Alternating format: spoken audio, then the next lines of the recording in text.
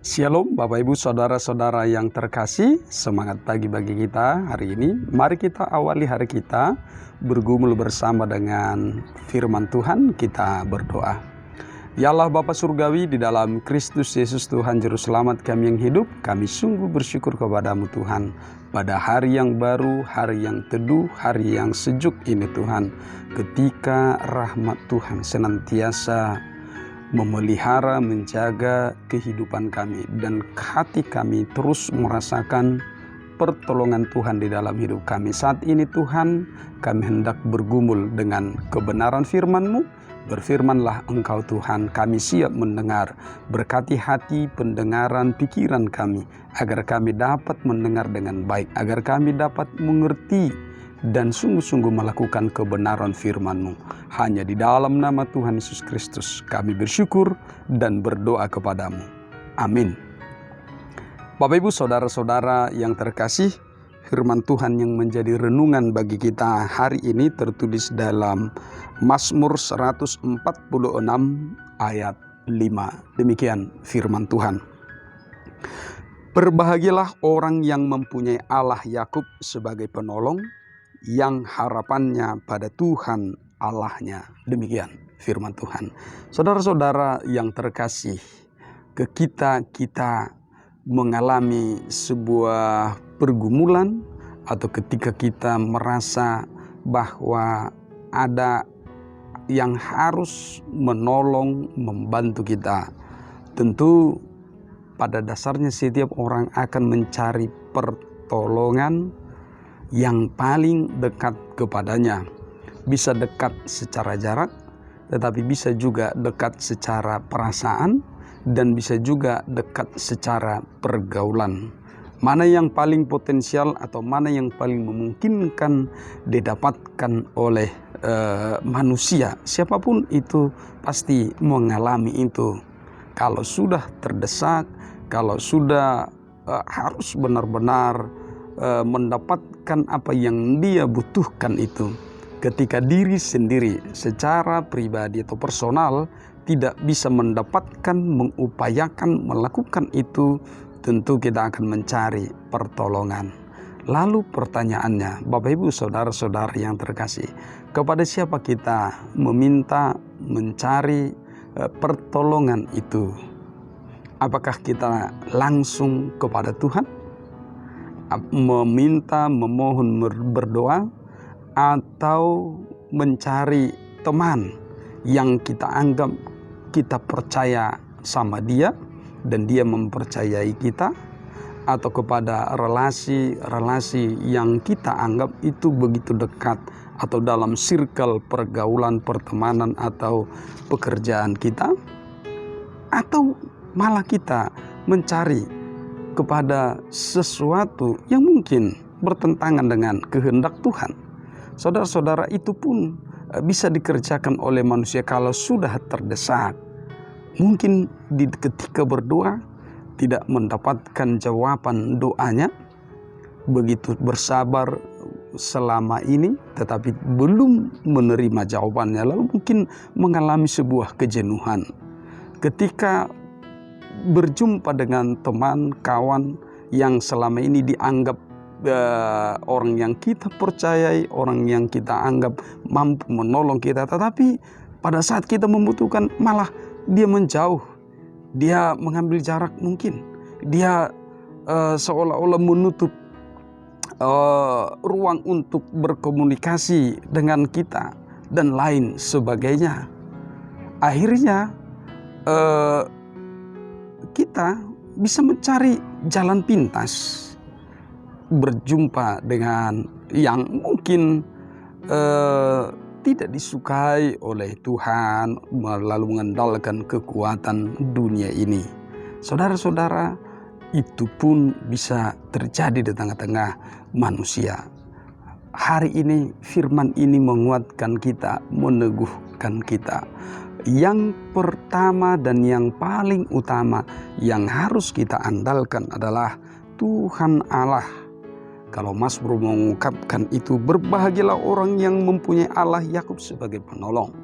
Yang pertama-tama yang menjadi andalannya adalah Tuhan Allah sendiri. Jadi bukan manusia, ya. Di ayat 3 kalau kita baca, jangan percaya kepada para bangsawan, kepada anak manusia yang tidak dapat memberikan keselamatan. Tetapi yang pertama adalah percaya, berpengharapan, dan andalkanlah Tuhan Allah, Allah Israel, Allah Yakub itu. Allah di dalam Tuhan Yesus Kristus itu yang menjadi penolong yang sejati bagi kita. Bukan pada dunia ini, bukan pada orang-orang, kepada bangsawan, kepada manusia yang menjadi tumpuan pengharapan kita, tetapi kepada Tuhan Allah. Dan ketika kita sungguh-sungguh berpengharapan kepada Tuhan Allah, ketika kita sungguh-sungguh mengandalkan Tuhan Allah yang menjadi penolong bagi kehidupan kita, maka Tuhan dengan caranya sendiri, dengan berbagai cara akan menunjukkan kuasa kemurahannya untuk menolong kehidupan kita. Karena itu jangan pernah putus pengharapan kepada Tuhan. Mungkin hari ini doamu belum dijawab, mungkin 1 minggu ini doamu, permohonanmu belum dijawab, tetapi kesabaran kita adalah buah dari iman. Itu adalah salah satu buah dari roh, kesabaran. Karena itu setiap orang yang percaya harus sabar menanti kemurahan Tuhan.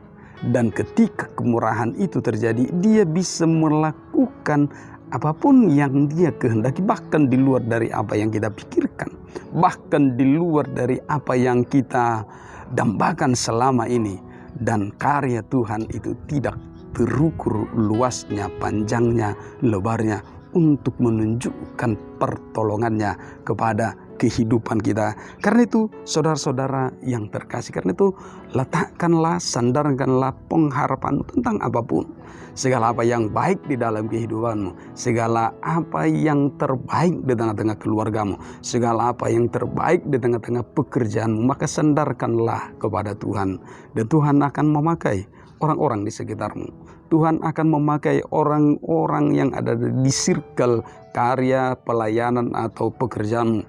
Tuhan akan memakai mungkin juga orang-orang yang jauh, yang tidak pernah kita kenal selama ini, untuk menunjukkan kuasa kemurahannya, jawabannya atas setiap apa yang kita dambakan di dalam kehidupan kita. Karena itu saudara-saudara yang terkasih, tangan Tuhan tidak kurang panjang untuk menolong, menyelamatkan kita. Tetapi bagaimana kita terus bersabar menantikan pertolongannya, terus pengharapan kita hanya kepada Dia. Karena itu bukan pada manusia, bukan pada anak manusia, bukan kepada para bangsawan atau orang kaya atau orang hebat atau pejabat-pejabat atau siapapun itu, orang-orang hebat di tengah-tengah dunia ini, orang-orang yang ada di sekitarmu. Bukan itu, tetapi hanya kepada Tuhan Allah saja.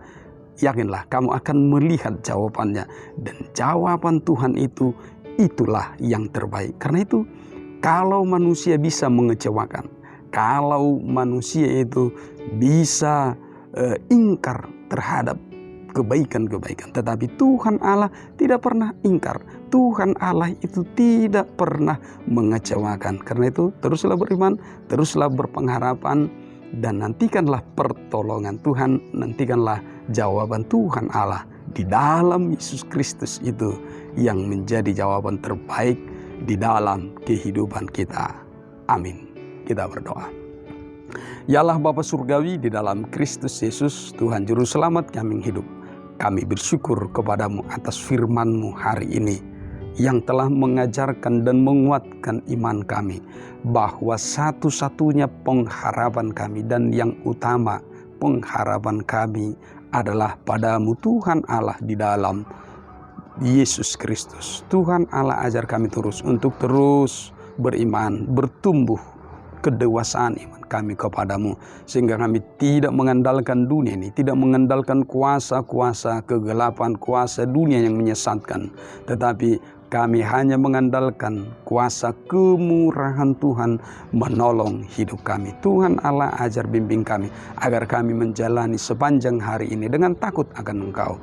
Ajar kami Tuhan agar kami hanya mengandalkan kuasa-Mu dan terus berjuang melakukan apa yang terbaik yang Tuhan kehendaki.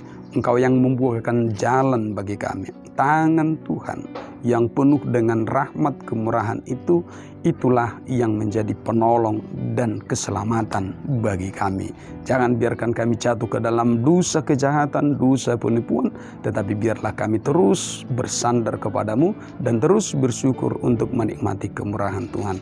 Terima kasih Tuhan, berkati seluruh jemaat-Mu, mulai dari anak-anak kecil, sekolah minggu, remaja, pemuda-pemudi, para orang tua, para lansia, ke dalam tangan kemurahan-Mu lah kami berserah. Terlebih kepada para janda, duda, anak yatim piatu, biarlah tangan kemurahan Tuhan melimpah di dalam kehidupan kami semua.